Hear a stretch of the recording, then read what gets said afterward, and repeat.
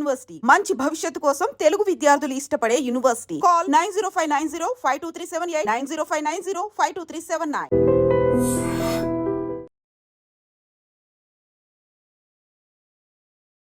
కరాచీలోనూ ఈ పేలుళ్ల శబ్దాలు వినిపించాయి కాబట్టి భారత్ గురువారం జరిపినటువంటి ఈ డ్రోన్ దాడుల్లో 3 చనిపోయారు, 4 సైనికులు, 8 మంది పౌరులు గాయపడ్డారు అంటూ కూడా పాకిస్తాన్ ప్రకటించింది. సో లాహోర్, గుజ్రాన్వాలా, చాక్వాల్, బహావల్పూర్, మియానో, కరాచీ, చార్, రావల్పిండి, అటోక్లలో ఇజ్రాయెల్ తయారు చేసినటువంటి 29 హారప్ డ్రోన్లను కూల్చేశామని పాక్ సైన్యం అధికార ప్రతినిధి ప్రకటించారు. 4 డ్రోన్లు లాహోర్ కంటోన్మెంట్ ప్రాంతాల్లో పడ్డాయని కూడా అధికారులు చెప్పినటువంటి పరిస్థితి పాక్ అధికారులు.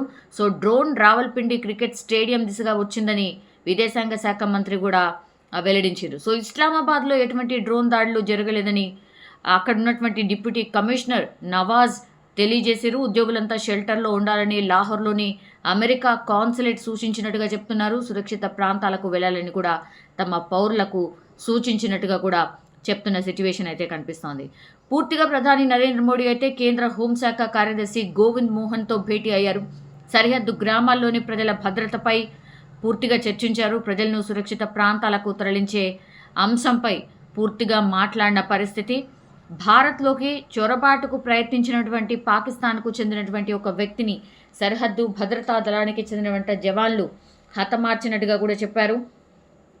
అండ్ అర్ధరాత్రి పంజాబ్లోని ఫిరోజ్పూర్ సెక్టార్లో కూడా ఈ ఘటన జరిగింది. అండ్ రాజస్థాన్లో 1037 కిలోమీటర్లు ఉన్నటువంటి ఈ పాక్ సరిహద్దును పూర్తిగా మూసేశారు. ఎవరైనా సరిహద్దుల వద్ద అనుమానాస్పదంగా కనిపిస్తే కూడా కాల్చివేసేలా కూడా ఉత్తర్వులు జారీ చేసిన పరిస్థితి. పంజాబ్ ప్రభుత్వం కీలక చర్యలు తీసుకుంది. సరిహద్దులో ఈ 6 జిల్లాలను పూర్తిగా పాఠశాలను బంద్ చేసేశారు. భారత్ పాక్ల మధ్య ఉద్రిక్తతలు పెరగడంపై ఇప్పుడు ఐక్యరాజ్య సమితి సాధారణ సభ ఆందోళన వ్యక్తమైతే చేస్తున్న పరిస్థితి. ఈ ఉద్రిక్తతల తగ్గింపు అంశం పాకిస్తాన్ చేతుల్లోనే ఉందని కూడా విదేశీ వ్యవహారాల శాఖ కార్యదర్శి విక్రమ్ మిస్ట్రీ కూడా స్పష్టం చేస్తూ ఉన్నారు. పహల్గాం దాడి ద్వారా పాకిస్తానే ఉద్రిక్తతలను రెచ్చగొట్టింది. మా లక్ష్యం ఉద్రిక్తతలను రెచ్చగొట్టడం కాదు, ఆపరేషన్ సింధూర్ ద్వారా పహల్గాం ఉగ్రదాడులకు ప్రతీకారం తీర్చుకున్నాం అంతే. పాకిస్తానే రెచ్చగొడుతోంది, మేము స్పందించాం.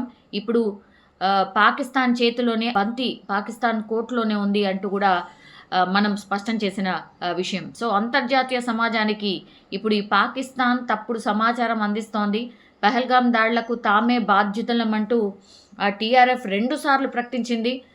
తమ దేశంలో ఉగ్రవాదులు లేరని పాక్ మరోవైపు చెప్తోంది. సో ఈ టీఆర్ఎఫ్ అనేది లష్కరే తోయిబా ముసుగు సంస్థ. ఎన్నోసార్లు చెప్పాం.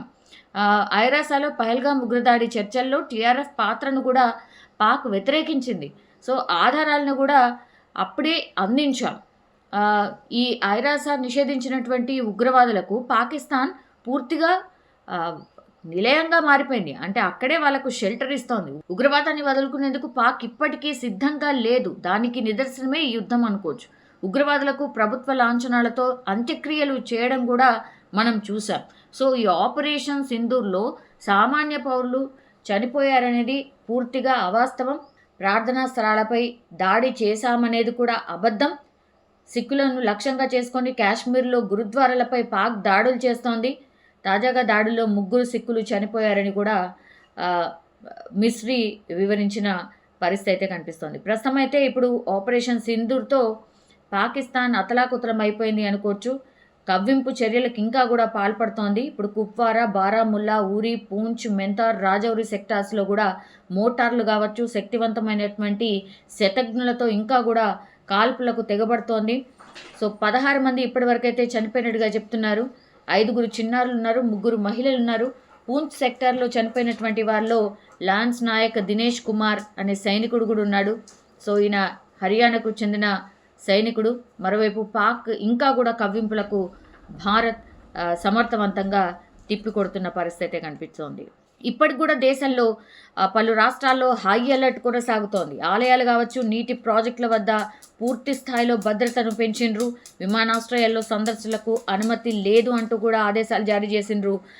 ఈ ఢిల్లీలోని ముఖ్యమైన ప్రదేశాలు ఏవైతే ఉంటాయో జన సంచారాన్ని కూడా పూర్తిగా అక్కడి నుంచి నిషేధించిన పరిస్థితి. పాకిస్తాన్కి చెందినటువంటి ఒక F-16, 2 JF-17 యుద్ధ విమానాలను భారత సైన్యం కూల్చేసింది.